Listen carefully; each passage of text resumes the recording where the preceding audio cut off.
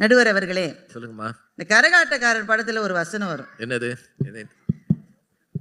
நாம வாங்குற 5க்கும் 10க்கும். நாமன்னு சொன்னது யாராச்சும்? இல்ல, எனக்கு கொஞ்சம் ஒரு மாதிரி. உங்கள இல்ல, நான் என்ன சொன்னேன், என்ன கேட்டோங்க.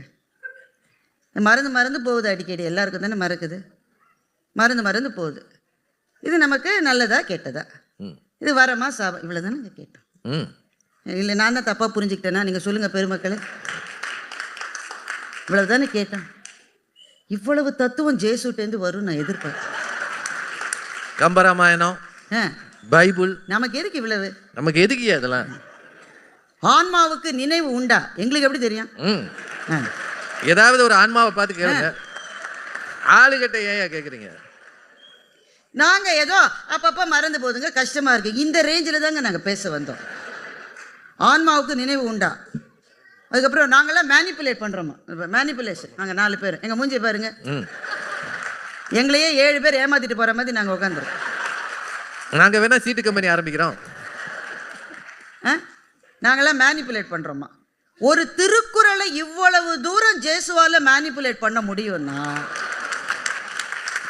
மணக்குடவர் வரைக்கும் எதுக்கு போறீங்க?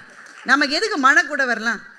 அவர் எழுதுனதுல இருந்தே புரியுது சார். மடியின்மைன்னு ஒரு அதிகாரம் எழுதுறாரு சார். சோம்பல் அதுக்கு பொருள். மடியின்மை அதிகாரத்தோட தலைப்பு. அதுல எழுதுறாரு 4 விஷயம் இருந்தா மக்கா நீ கெட்டு போவன்னு எழுதுறாரு.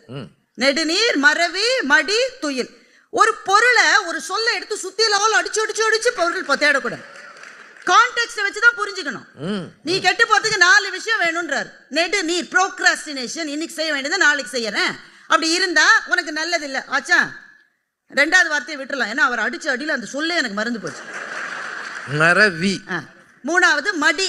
மடினா சோம்பேறியா இருக்கிறது. 4வது துயில், ரொம்ப அதிகமா தூங்குறது. இந்த இதுல தான் 2வது அவர் சொல்றார். மறதி என்ற சொல் அவருக்கு தெரியும். இவர் தான் அவர் பக்கத்துல உட்காந்து நோட்ஸ் எடுத்தார். அவருக்கு என்னென்ன சொல்லலாம் தெரியும், என்னென்ன சொல்லு தெரியாது. வாழும் வள்ளுவர் ஜேசு அவர்கள். அந்த பக்கம் வள்ளுவர், இந்த பக்கம் இவர். விட்ட செல்ல இருந்து எழுந்து விடா என்ன கொல்லாத ஜேசு, நான் தெரியாம திருக்குறள் எழுதிட்டேன் பாரு. எல்லா காப்பியும் வாங்கிட்டு போயிடுவாரு. சோ இந்த கான்டெக்ஸ்ட்ல நீங்க சொல்லுங்க மக்களே. நான் எனக்கு அறிவு கம்மி, எனக்கு கம்மியா தான் திருக்குறள் தெரியும்.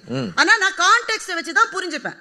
நீ ப்ரோக்ராஸ்டினேட் பண்ணாத, சோம்பேறியா இருக்காத, ரொம்ப தூங்காதன்ற கான்டெக்ஸ்ட்ல 2வது எதை போடுவாருன்னு நீங்க நினைக்கிறீங்க? மறந்து போறத போடுவாரா? மயக்கடிச்சு கீழே வருது போடுவாரு? அது கல்லுண்ணாமையில போட்டுருப்பாரு. ஜேசு பேசுறத பார்த்தா நேபா வேலிக்கு போயிட்டு வந்த மாதிரியே எனக்கு தோணுது.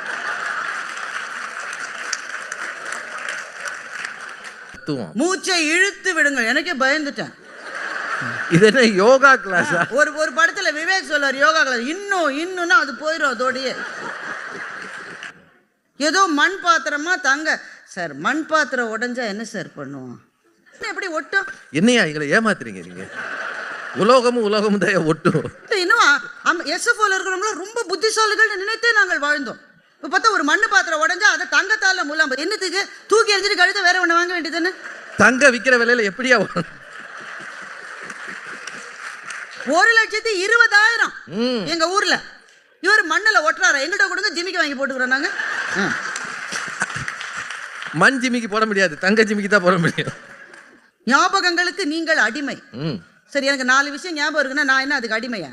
எனக்கு புரியல. இந்த ஞாபகம்லாம் அப்ப என்ன ஜீனி மாதிரியா? நான் அல்லாவுடைய விளக்க தேய்ச்ச உடனே வர ஜீனியா? என்ன சார் பேசுறீங்க? ரொம்ப அதிகமாக பேசியிருக்கிறார்கள் நடுவர்கள். எனக்கு குழப்பமாக இருக்கிறது. நீங்க நிதானமாவே பேசுங்க. நானும் இப்படித்தான் மகிழ்ச்சியாக இருந்தேன் ஜேசுவினுடைய பேச்சை கேட்கிற வரை. மறக்காம சொல்லிட்டீங்க அதை. அதுக்கு முன்னாடி ஒரு அக்கா பேசினாங்க, தங்கச்சி. பிறந்த நாள் வாழ்த்துக்கள் பா. வாழ்த்துக்கள், ரொம்ப மகிழ்ச்சி. எல்லாத்தையும் கூட்டிட்டு வந்திருக்காங்க. இப்ப பாருங்க, நாங்க இந்தியாவில இருந்து வர இந்த 2 பிள்ளையை தான் கூட்டிட்டு வர முடியும். நான் எவ்வளவு பேரை நான் கூட்டிட்டு வர முடியும்?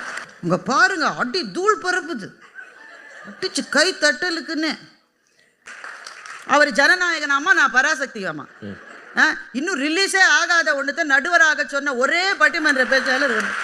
நான் அதை அப்பவே சொல்லிட்டேமா, நீங்க திரும்ப ஞாபகப்படுத்துறீங்க.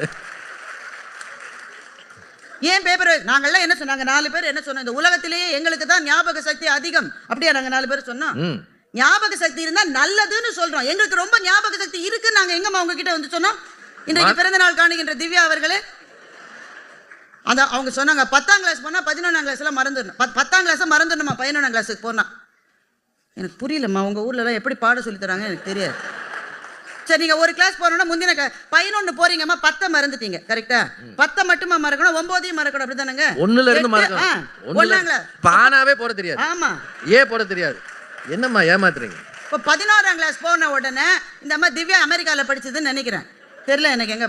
11ஆம் கிளாஸ்ல போய் உட்காந்துருக்கு, போர்டுல பெருசா ஆனா ஏன் அது 10, 9, 8, 7, 6 எல்லாம் மறந்துருச்சு. என்னம்மா பேசுறீங்க? ஒரு வகுப்பு என்பது அடுத்த வகுப்பிலிருந்து நீங்க வைக்கிற ஜஸ்ட் ஒன் மோர் ஸ்டெப். நீங்க கால்குலஸ் ஓரளவு 10ல படிச்சீங்கன்னா தான் 11ல போய் உங்களுக்கு டிஃபரன்சியேஷனும் இன்டகிரேஷனும் புரியும். நான் எல்லாத்தையும் மறந்துட்டேன்னா நான் கேட்கிற புகுந்த வீட்டுக்கு போனோன்னு பிறந்த வீட்டை மறந்துடுவீங்களா? அப்போ நான் கேட்கிறேன் உங்களை, மறக்கணுமா? மறக்கணும். அடுத்த கட்டத்துக்கு போறேன். நன்றி மறப்பது நன்றன்று, மரத்தல எங்க கொண்டு வச்சிருக்காரு பாருங்க. நன்றி உணர்வு என்ற ஒரு உணர்வு, பவித்திரமான ஒரு பண்பு. இந்த உலகத்தில் வாழ வேண்டும் என்றால் ஞாபக சக்தி அவசியம். உதவி செய்தவர்களை மறக்காதே, அதுக்கு தேவை ஞாபக சக்தி.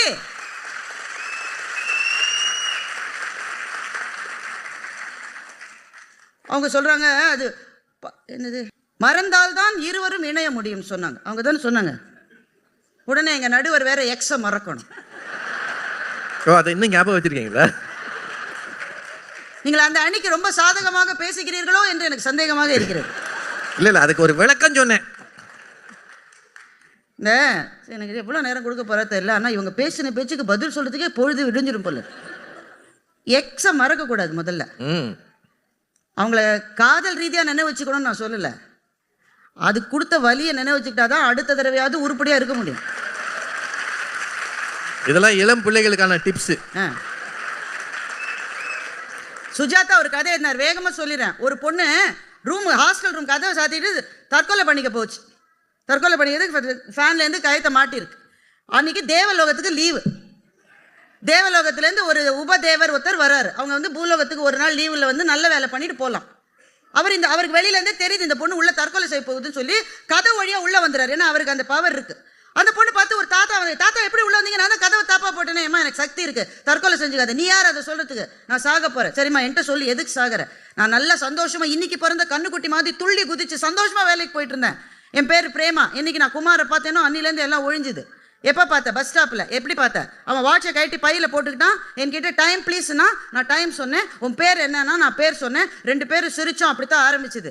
பாழா போனவன் என்னை ஏமாத்திட்டான். 2 வருஷம் கழிச்சு பணக்கார பொண்ணை கல்யாணம் பண்ணிக்கு போகிறான். எனக்கு வேலை போச்சு, மானம் போச்சு, மரியாதை போச்சு, எனக்கு உடம்பு சரியில்லாமல் போச்சு, நான் சாக போகிறேன். உடனே உபதேவர் சொல்றார், இதை பாருமா, சாகிறது எதுக்கும் சொல்யூஷன் கிடையாது, எனக்கு நிறைய பவர் உண்டு. இன்னைக்கு ஏதாவது ஒரு வரம் கேளு, நீ ஏதாவது ஒன்று கேளு, நான் கொடுக்குறேன், அதை வச்சு சந்தோஷமா இருக்கலாம். அந்த பொண்ணு புத்திசாலி பொண்ணு. ரொம்ப நேரம் யோசிச்சுட்டு சொல்லிட்டு எனக்கு என்ன வர வேணும் தெரியுமா, நான் அப்படியே மறந்துடணும், எனக்கு நடந்ததெல்லாம் நான் மறந்துடணும், இந்த குமாரையே மறந்து தொலைக்கணும், அவனால் எனக்கு வந்த கஷ்டத்தெல்லாம் மறக்கணும். அவர் சொன்னார், நீ புத்திசாலி பொண்ணு, நல்ல வரமா கேட்டிருக்க, எனக்கு 1 லட்சம் ரூபாய் பணம் கூட அப்படிலாம் கேட்காம நல்ல வரம் கேட்டிருக்க, இந்த வரம் வச்சுக்கோ, நீ மறந்துடும், தூங்கி எழு எல்லாம் மறந்துடும். உபதேவருக்கு அன்னைக்கு லீவ் முடிஞ்சு போச்சு. ஒரு நாள் லீவ் எக்ஸ்டெண்ட் பண்ணிட்டார். அடுத்த நாள் இந்த பொண்ணு நல்லா இருக்கான்னு பார்த்துட்டு வானத்துக்கு போகலாம். அடுத்த நாள் பார்க்குறாரு, இவ துள்ளி குதிச்சுட்டு அன்னைக்கு பிறந்த கண்ணுக்குட்டி மாதிரி பிரேமா குதிச்சுட்டு பஸ் ஸ்டாப்புக்கு வரா. பஸ் ஸ்டாப்ல ஒருத்தன் நின்றுட்டு இருக்கான்.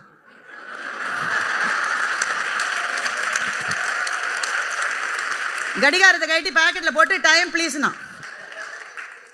உபதேவர் சொன்னாரு, நான் இன்னிலேருந்து ராஜினாமா பண்றேன்டான்ட்டார். அவர் போய் ஜேசு கட்சியில் சேர்ந்துருப்பாரு. அந்த உபதேவர் யாருன்னா நம்ம ஜேசு சார். எக்ஸ் எல்லாம் மறக்க கூடாது, என்னென்ன தப்பு செஞ்சீங்கன்னு மறக்காம இருந்தாதான் அடுத்த தடவை தப்பு இல்லாம சரியா இருக்க முடியும்ன்றதை இன்றைக்கு பிறந்த நாள் காணுகின்ற அமிர்தா அவர்கள் தெரிந்து கொள்ள. அமிர்தா இல்ல, திவ்யா. திவ்யா, சாரி நீங்க லேசா மறந்துட்டீங்க. அதாவது எப்போ ஆர்டர் போட்டோன்னே மறந்து திரும்பவும் ஆர்டர் போட்டாங்களாமா. ஏன் போட மாட்டீங்க? வீட்டுக்காரர் ஈனவான வந்து எவ்வளவு ஆர்டர் வேணா போடுவீங்க. அதுக்கு உடனே எங்க நடுவர் is a man of details, you see. உடனே அதே புடவை திரும்ப வந்தாலும் என்ன செய்வீர்கள்? நாங்க என்னவும் செஞ்சுட்டு போறோம், உங்களுக்கு என்ன? இப்போ நீங்க இந்த கட்சியா அந்த கட்சியா? உடனே அந்த பொண்ணு அதுக்கு பிளவுஸை மாத்திரம் மாத்தி நாங்க யூஸ் பண்ணோம். இதுவா மறக்கிற ஆளு? 4 பொருள் வாங்கி வர சொன்னா 2 பொருள் மறப்பது தானே இயல்பு. சார் நான் கேட்குறேன், இல்லை இவ்வளோ பெண்கள் இருக்கேன், பெண்கள் இவ்வளோ அதிகமாக இருக்கிற பட்டிமன்றம் இதுதான். நாங்கள் இவ்வளோ நாள் பண்ணின பட்டிமன்றத்தில் பெண்கள் இங்கே இருக்கீங்க, வீட்டுக்காரர்கிட்ட பொருள் வாங்குறதுக்காக அனுப்புறீங்க. ஒவ்வொரு தடவையும் 4 சொன்னா 2, 4 சொன்னா 2 வாங்கிட்டு வந்தா மறப்பது தான் நீ இயல்பு அப்படியே சொல்லுவீங்க. பேசாம அந்த டாக்டரே கட்டிருக்கல, எதுக்கு தான் உங்களுக்கு அப்படிதான் மனசு தோணும். இந்த டாக்டர் யாரு? ஏதோ ஒண்ணு அவங்களுக்கு பார்த்த வேற ஒரு ஆளு. சார் இரிட்டேட்டிங்கா இருக்கு சார், மறந்து போனா. ஏன் சார் 4 பேர் அதை மறைச்சு பேசுறீங்க? சும்மா ஒருத்தர் ஒன்று மறந்து போனா இரிட்டேட்டிங்கா இல்லையா உங்களுக்கு? பட்டிமன்றத்தை நிறுத்தணும். இல்ல இல்ல இல்ல இல்ல, நீங்க கவலைப்படாங்க. நீங்க அங்க பார்த்து சார் உங்க அணியில பேசுற எல்லாருக்கும் ஒரு விஷயத்த சொல்றீங்க. எல்லாரும் சொன்னீங்க அந்த அந்த நாச்சம்மை யாரு? பிக் பாஸ் நானா? நீங்க என்ன வாட்டர் மெலன் ஸ்டார் அம்மா? அவங்க எல்லாரும் சேர்ந்து கோஷ்டி காணும், 3 பேரும் சேர்ந்து நீங்கள் அவமானங்களை மறக்க வேண்டும், நீங்கள் வருத்தங்களை மறக்க வேண்டும். உங்க எல்லாருக்கும் சொல்றேன், அவமானங்களை மறக்காதீர்கள். மறக்க கூடாதது அவமானம். என்ன சார் பேசுறீங்க? அவமானத்தெல்லாம் அந்த அம்மா அந்த நாச்சமே சொல்றாங்க, நீங்கள் எல்லாம் மறந்தால் உலகத்தில் போரே இருக்காது. கிரீன்லாண்டுக்கு போய் சொல்லுங்க. அடுத்த வருஷம் அங்கதான் பட்டிமன்றம். ஆமா, அதுவும் அமெரிக்கன் ஸ்டேட்ல ஒண்ணா இருந்துச்சு, எங்களை அங்க கூப்பிட மாட்டாங்களா? என்ன இன்னும் 2 கம்பெனி வாங்கிட்டு போனோம். சார் தயவு செய்து அவமானங்களை மறப்பதை பற்றி பேச. ஒருத்த அவமானத்தை மறந்துட்டானா அவனை விட ஒரு புழு இந்த உலகத்தில் இருக்க முடியுமா? ஒருத்த என்ன அவமானப்படுத்தினா சார், அந்த இடத்துல என்னால எதுவுமே சொல்ல முடியல. வாயை மூடிக்கிட்டு கண்ணை கீழே தரையை பார்த்துக்கிட்டு அந்த இடத்துல இருந்து நகர்ந்து வந்தேன். ஆனால் என்றைக்கு அந்த அவமானத்தை நான் மறக்கிறேனோ அதுக்கு பிறகு என்ன பார்த்தா எனக்கே பிடிக்காது. அன்று கண்ட அவமானம், ஏன்னா நீலாம்பரிய பத்தி சொன்னீங்களா படையப்பா, ஏன் அண்ணாமலை படத்தை நீங்க பார்க்கலையா? அன்று கண்ட அவமானம் வென்று தரும் வெகுமானம்னு எங்க சூப்பர் ஸ்டார் சொல்லல?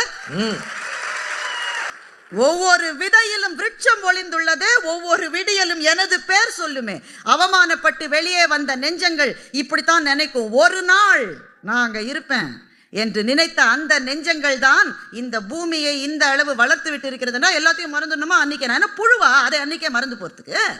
தயவு செய்து அவமானங்களை மறப்பதை பற்றி பேசாதீர்கள். அவங்க ரொம்ப அழகா சொன்னாங்க, விபத்தை மறந்தால் தான் அடுத்த முறை வண்டி ஓட்ட முடியும். நான் உங்களை பார்த்து கேட்கிறேன், போன முறை விபத்து ஏற்பட்டதற்கான காரணத்தை மறந்துவிட்டு அடுத்த முறை வண்டியை எடுத்தால் அதே தவறை திரும்பவும் செய்வீர்கள். மறக்காதீங்க. முதல் பிரசவத்திலே வந்த வலி நினைவிருந்தால் 2வது பிரசவத்துக்கு போகவே மாட்டாங்கன்னு அவங்க சொல்றாங்க. 2வது பிரசவத்துக்கு போறதுக்கு ஒரே ஒரு காரணம் தான்மா, பிள்ளை தனியா ஆயிடக்கூடாது இந்த உலகத்துலன்ற ஒரே ஒரு காரணம். சார் முதல் பிரசவத்துக்கு போற போது எல்லா அம்மாக்களுக்கும் தெரிஞ்சதுதான், ஒண்ணுமே ஐடியா கிடையாது. அந்த வலியை பத்தி பல பேர் எழுதி படிச்சிருப்போம், நம்ம அம்மா சொல்லி கேட்டிருப்போம், மாமியார், ஆனா அது எப்படி இருக்குன்னு தெரியாது. அதையே பார்த்த பிறகு 2வது பிரசவம் ஜுஜுபி ஆயிடுச்சுல்ல நமக்கு. அந்த வலி மறக்கவே மறக்காது. முதல் பிரசவத்தினுடைய வலி மறக்கவே மறக்காது. அந்த அறையில அடித்த பெயிண்டினுடைய கலர் என்ன என்பது இங்க இருக்கிற ஒவ்வொரு பெண்ணுக்கும் தெரியும். எப்படி மறக்கும்? 2வது பிரசவத்துக்கு அப்புறம் போறானா இந்த வலியை பார்த்து பயந்தல, ஐயோ அந்த பிள்ளை தன்னந்தனியா அந்த உலகத்துல வாழக்கூடாது, எனக்கு ஒரு அண்ணா இருக்கிற மாதிரி, எனக்கு ஒரு அக்கா இருக்கிற மாதிரி, ஒரு தங்க இருக்கிற மாதிரி, இதுக்கு யாராவது ஒருத்தர் இருக்கணும்ன்றதுனால வலி ஒண்ணு பெருசில்லான்னு போனதே தவிர அதுங்க ஞாபகம் மறதி ஒன்றும் அந்த விதத்துல உதவி செய்யலாமா? பயத்தை மறந்தால் அது வரும், வீழ்ச்சியை மறந்தால் ஐயோ ரொம்ப கஷ்டமா இருக்கு நடுவர். எனக்கு தான்மா அவங்க அந்த நான் அதுக்கு முன்னாடி பேசணும், அந்த நாச்சம்மை பேசணும். கஷ்டமான அந்த அழுகையா படம் வரும்ல, அந்த படத்தை பார்த்த மாதிரி இந்த நாச்சம்மை பேசணும். இந்த சௌகார் ஜானகி முதல் சீன்லயே கையில தலைப்போட இப்படி வந்துடும், கண்ணை அப்பப்போ தொடச்சிக்கிறது, அது மாதிரியே இருந்தது. மூளை கழிவு செய்யணும். இந்த வார்த்தைகளை எனக்கு பொருள் புரியவில்லை நடுவர். அமெரிக்கால புதுசா கண்டுபிடிச்சாங்க. உடல் கழிவு செய்யறதுக்கு டாய்லெட் வச்சிருக்கீங்க, மூளை கழிவு செய்ய என்னமா செய்யணும் சொல்லுங்க, சொல்லுங்க விளக்குங்க. அதை மூளையை கழட்டி வச்சிருவேன். என்னவோ இவங்க அதுதான் மேகநாதன் ரொம்ப என்னவோ நம்ம கண்ட்ரோல்ல இருக்கிற மாதிரி, இதெல்லாம் தூக்கி போடலாம், இதெல்லாம் வச்சுக்கலாம், முடியாது இல்ல உங்களால அது செய்ய முடியாது. மூளை கழிவு செய்ய உங்களுக்கு மூளையை பத்தி உங்களுக்கு என்ன தெரியும்? உங்களுக்கு யார் சொன்னது? நம்ம நினைவிலே வைத்துக்கொண்டு நம்ம பிறந்ததுல இருந்து எல்லாமே நினைவில் இருக்குன்னு வச்சுக்கோங்க. ஒருத்தருக்கு அது மாதிரி யாருமே இருக்க முடியாது. ஒருத்தருக்கு இருக்குன்னு வைங்களேன், ஹைப்போதெட்டிக்கலி, அப்போ கூட அவருடைய மூளையோட 2% கூட அவர் உபயோகப்படுத்திருக்க மாட்டார். இன்னும் 98% பாக்கி இருக்கு. உங்களுக்கு யார் சொல்றது? ஏன்னா உங்க வீட்டு அலமாரியா மொத்தமே 7 ட்ரெஸ் தான் வச்சுக்க முடியுன்ற மாதிரி, இல்ல மொத்தமே 100, நீங்க 7 ட்ரெஸ் உங்கள்கிட்ட அப்படிலாம் சொல்லக்கூடாது. இல்ல 700 700 இல்ல உங்க வீட்டு கராஜா மொத்தமே 5 கார் தான் நிறுத்த முடியுன்ற மாதிரி. சார் எவ்வளவு வேணா மூளையில வச்சுக்க முடியும். நீங்க எந்த விஷயங்கள் உங்களுடைய அன்றாட வாழ்க்கைக்கு தேவையோ அதை நீங்க பிரையாரிட்டைஸ் பண்ணுங்க. அது தானாக முன் வந்து நிற்கும். பயிற்சியினால் இதை கட்டாயமாக செய்ய முடியும்.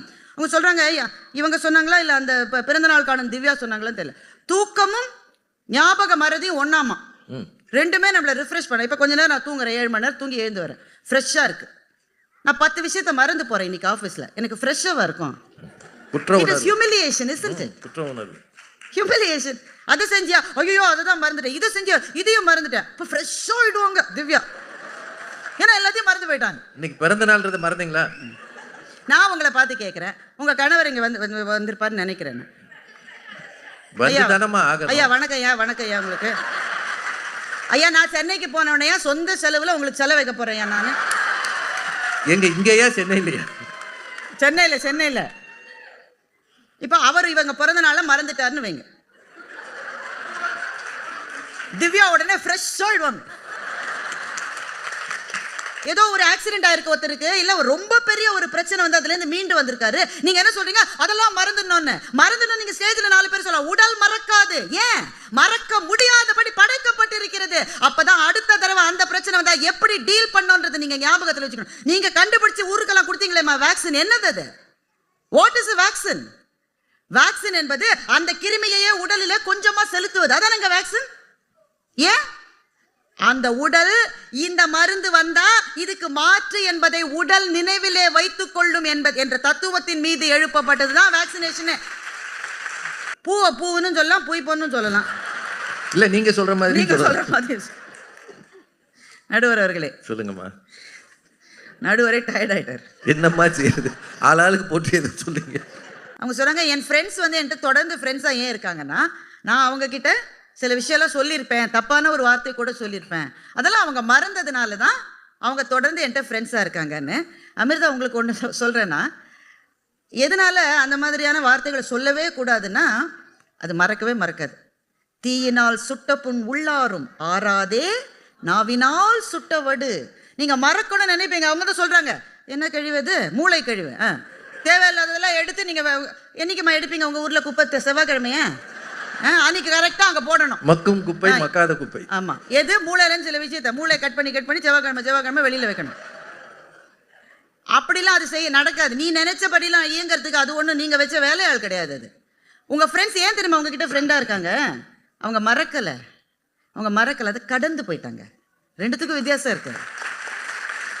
ஆனா நீங்க எந்த ஃப்ரெண்டை பார்த்து எந்த சிச்சுவேஷன்ல யூ பஸ்டட் அவுட் இல்ல, அது மாதிரி ஒரு சிச்சுவேஷன் வராத மாதிரி உங்க ஃப்ரெண்ட்ஸ் இனிமே நேவிகேட் பண்ணிப்பாங்க. அந்த விதத்திலே அது நட்புக்கு இழப்பு என்று நான் சொல்லுகிறேன். உங்ககிட்ட ஜாகிரதையா தான் நான் நடந்துக்கணும்னு உன் ஃப்ரெண்டு எப்ப நினைக்கிறாளோ அப்பவே அந்த நட்பிலே ஒரு மாற்று குறைந்து விட்டது. காலம் மறதி என்ற மருந்தை தடவுகிறது என்ற அபாரமான ஒரு சென்டென்ஸ் வந்து அமிர்தா சொன்னாங்க. அதுக்காகவே அவரை பாராட்டலாம். என்ன மாதிரியான கவித்துவம் நிறைந்த ஒரு சொல் அது. காலம் மறதி என்ற மருந்தை பூசுகிறது, ஆனா மறக்க மாட்டேங்குதே. சில மரணங்களை மறக்க முடியுமா? மறந்த மாதிரியே இருக்கும். என்னுடைய தகப்பனார் இறந்து போன போது அந்த சடங்குகளின் போது எனக்கு கொஞ்சம் கூட அழுகே வரவில்லை. மானசா தான் இருந்தா கூட சடங்குகளின் போது ஒண்ணுமே இல்லை, எல்லா வேலையும் பண்ணோம், எல்லாம் பண்ணி நான் எங்க வீட்டுக்கு போயிட்டேன்.